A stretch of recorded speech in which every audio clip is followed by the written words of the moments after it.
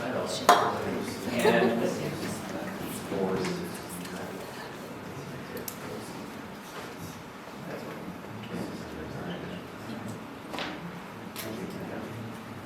I've talked to a lot of you folks already, and we share a common goal. It's the method. It's what we're after, and there's more than one method. There's ultimate number of methods. I've been a collecting seed for 40 years, and going back that far, yes. Oh, come in the center here. Did you say 4 or 40? 40. Thank you. Yeah. We started working in the Intermountain West 40 years ago. There were 4 of us. And we got together in Salt Lake City one day and decided we're going to collect a whole lot of native seed. And at that point, the Eurasian cultivars were strong in the industry. Crested wheat was king. And that's all we were doing. And so we split up the Intermountain West. You're looking over there at the opportunities for joint action. I was looking at the locality of the work we do. And we thought the Intermountain West would be the place to start. It's small relative to using species that were coming from Asia. And so we split up geographically. I took the Great Basin, I took the Oahe and Western Idaho.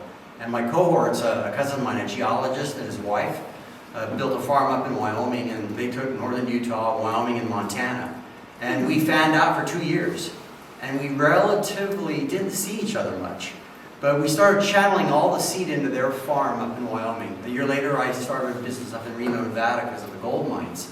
And we sort of just bridged the difference between the two of us. And we collected bucket loads of seed. They were working on a smacker reclamation, which was the coal mines up in Montana, Wyoming. They were surface. And so they needed lots of sagebrush seed. It was new to us using that in reclamation because there's mostly grasses before that. And so the one time we did converge and all work together was in the falls doing Wyoming big sagebrush. And they would take that sagebrush and combine it with, cover your ears here, a lot of non-native species, a lot of native grasses, and all the forbs and other woody plants that we could combine together. But most of those other species were coming from all over the Intermountain West.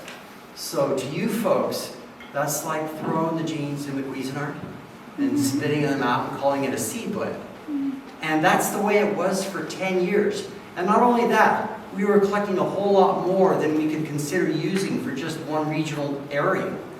We thought it was very progressive that for once we were putting local sagebrush out of Wyoming and Montana onto jobs in Wyoming and Montana. But the same sagebrush was going everywhere else in the Great Basin, all the way down to south central Nevada, close to the Mojave transition zones. This was a wild time, unregulated for the most part. Seed transfer zones, maybe a dream.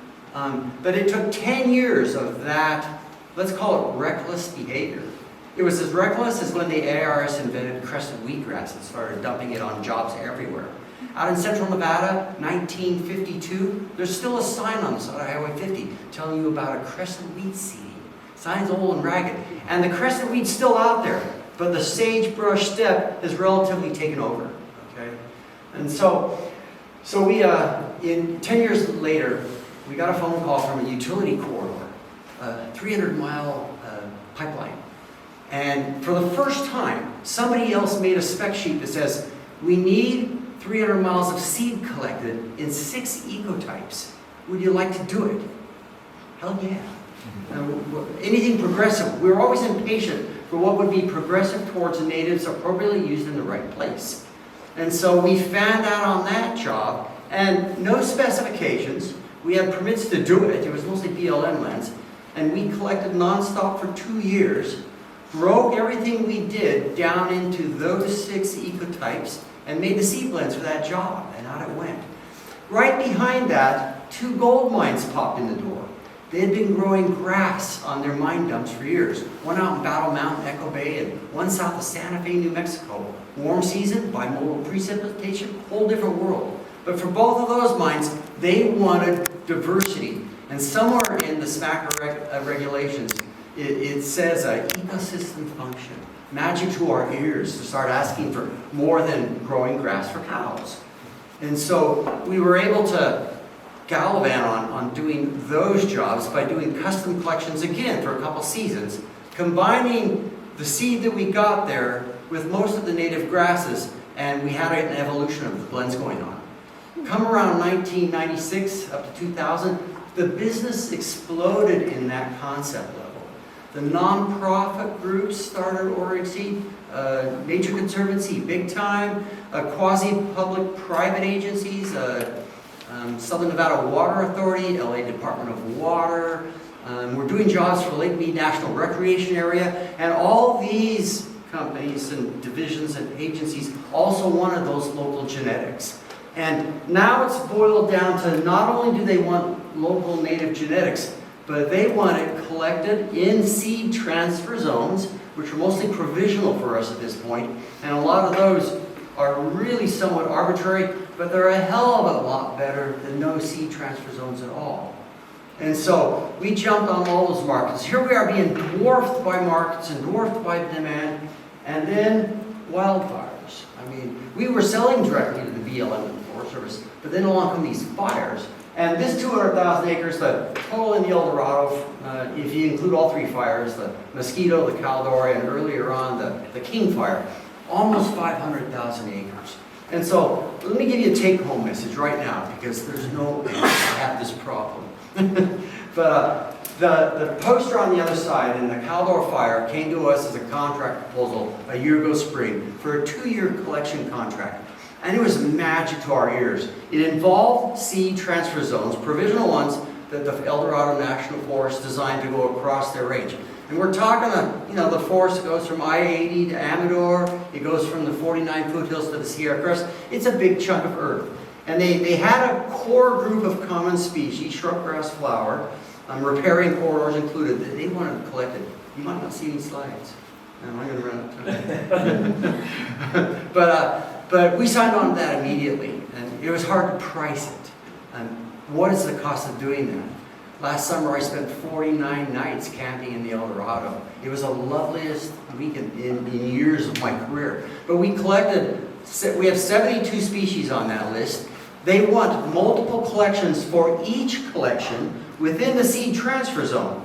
Some of the species we collected, common California brome, but we did 8 or 9 collections across that transition zone, and then each zone had that going on. So we built up last summer using their ArcGIS 353 sites. We collected on over 200 of those this first year, about 70% of the seed, all the Caldor seed. They wanted it concentrated in the areas of the Caldor footprint and the Mosquito footprint. But then in the back room they said, we want anything you can get and everything you can get. So I started calling in new species from other zones. And it just blew up into a bigger and bigger project. And the goal here, which is what I like so much, is that seed's got SI certification. It's regulated, it's in their ArcGIS. They know the exact date we collected it, how much we took out of the field. And I was finding sites that are large sites, not a plant here or there. The layers in the ArcGIS included iNatural, they included CalFlora. And you could go to those, we aren't going to pick that one plant. They want us to pick out of big stands, take what we need for their uses only, and leave the rest alone, and do that widespread over the entire forest. This was super cool. And the goal now is to get all of that seed into field production. And is hedgerow the place to put it, or do we have a farm at higher elevation, a drier site climate, or some of those species that venture down the foothills? We had never worked that far down the foothills. The botany was amazing. Let me run here. So we're on our way. I like this concept. It's fast. We can't wait for blue tag certification. We can't wait for the provisionals, the seed transfer zones. Those will be defined over time. Let's call it a design-build concept. We're rewilding Reno based on that. Start, see what happens, tweak it, keep going, but start, right? So I just said every bit of that page. Bye. There's crested wheat, the dinosaur. Look what it says in the fine print. Introducer, but because of these traits, they are not compatible mixing with native seed. They say it right in the literature. What's wrong with this picture? It just took years to realize, stop, just stop, So on we go. This shows it. The upper left is it was taken in 2019, but it's a 10-year-old seeding that was just crested wheat. Bunch grasses, real erosion amplified, a failed slope. Today, this is 10 years, 20 years later. We're putting the diversity in the seed blends on those same road cuts. We're putting it out to stay put because everything's not going to germinate in year one. Some seeds are dormant for years. A variety of species, obviously. The resilience of that site to disturbance is not homogeneous. The species are shrub, grass, and flower, and they're the best we've got going. That's state of the art, that's history. These are the big projects. I won't be here long, but there's the two mine sites. There's the utility corridor. Down here at the bottom, oh, go backwards. Oopsie, go way backwards. Go way, way backwards. Okay. Let's see, where do we go? All right. See, I don't have. This is worth showing you. Right down here at the very bottom, see the contours? These things are things that we drew on bar napkins while we were designing, okay? But these guys at the New Mexico mine site were growing grass so well, they were worried about how do you grow shrubs in a competitive environment. We built alternate blends, the stripes on that contour. We put all the shrubs and forbs into their own blend, and we put their aggressive grasses into the other blend, and we drilled them parallel on contour. And that's what happened. Everything grew there. This picture is that site, but it's from the down looking up. The cornucopia of shrubs we got in there was amazing, but it was not in a competitive. They're all blending now over time. But that was a shotgun approach. Let's try this. And it worked, okay? So more of that, the better. We got to experiment. I mean, growing this stuff is a whole other ball game once you've got all the seed. All right, so these are seed transfer zones. The IDIQ is the government BLM, indefinite delivery, indefinite quantity contracts. These are nice because we're not only bidding on seed collection like the Forest Service, but we're also bidding on growing this. And I was working with the SNS consortium at the time of this, and so they sent us out into the field to go collect all of these species, grasses and flowers, and then we put lots to them. We have to go through the seed zones. This is a map that's already antiquated maybe, but it shows the idea of seed zones in the Mojave and southern Nevada and eastern California. And so we tracked this map to harvest most of these species, small quantities, again, data for field pounds, glean pounds, and the source identified tags that come with it. And so that was the seed that was given to SNS to put onto their farm for production. And when I've talked to them over the last few years, how's it going? They said one of their biggest problems has been the dormancy in seed. A lot of native seed doesn't bounce out of the ground. They aren't annuals, they aren't food crops. And so we plant them for the long haul. But they're getting there. You're seeing more of the seed produced now through the IDIQ contracts. It's a long-term thing. And so the Forest Service has a different track over here. They are doing an IDIQ, they're more by district. This is regional. These guys are on the way. This is the Caldor. I can race through these. What do I got? 3 minutes, okay. There's your Caldor, there's your footprints. There's the seed transfer zones, and they follow the ribbons. So these are elevational gradients, Lake Tahoe, the rims up on top there. We don't have to spend time here. These are the details of the species breakdowns, the pounds per provisional zone that they want, total pounds down the side, 75 collections. And this is just the mosquito portion. Mind you, they did shrub, broadleaf, riparian, and grass categories.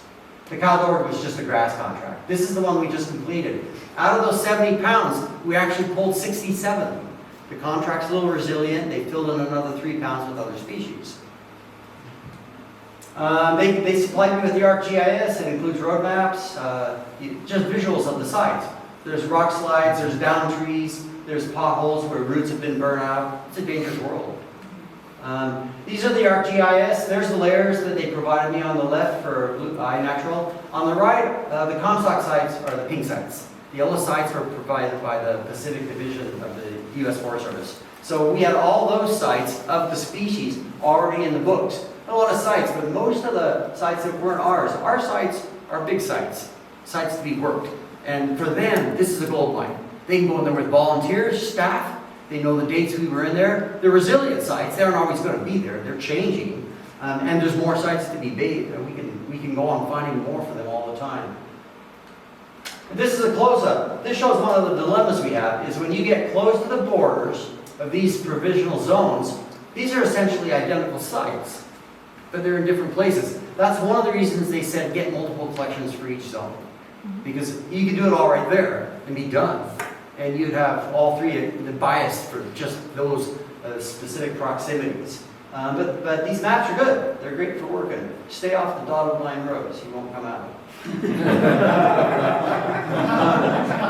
This is a site map. I was able to load in photography, and there's our code. This is Solidarity Elongata. Site 225 was one of the later sites, later in the season. This is the first zone that was collected, and that's the second site within the zone.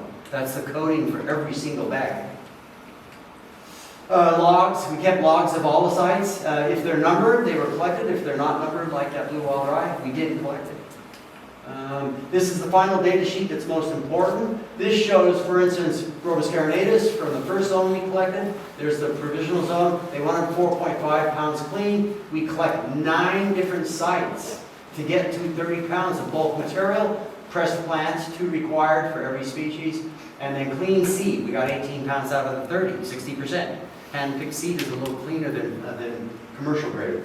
So that's the final data they're after, and we're completing that same site for the mosquito this year. Really quick, these are what happens when we get back to the farm. We have seed bags laying all over the place. The seed collection log dates every single day, and if you take this and combine them, it comes into this. And this sheet says you're going to be very busy from 6:24 to 8:08. We can do it 8 or 9 sites in a day. Okay. I'm about over. That's what the bags look like. That's what a label on a bag looks like. It shows all the sites, the zone, the mosquito fire. These are just stacked up, waiting for cleaning, pre-cleaning tables. On and on it goes. The small machines, and guess what? There is a Cuisinart. There's a cow. All right. Take home was number 1 on this list is my fastest way to get our seed via transfer zones into the field. Okay. Number 5 is the blue tag route. We're waiting for Beth Ledger she said 20 years to get to a blue tag before you can produce enough seed increase to put it out in the fields. We're not waiting, so the first 4 are mostly SI zones. So we're tagging the zone for where it is and then moving on. But that's where we're at. I think number 1's the one to move on until further notice. I don't know if we'll see some of those blue tags in my lifetime. And we need lots of them. We need to firm it up. But anyway, thank you. Great, thank you.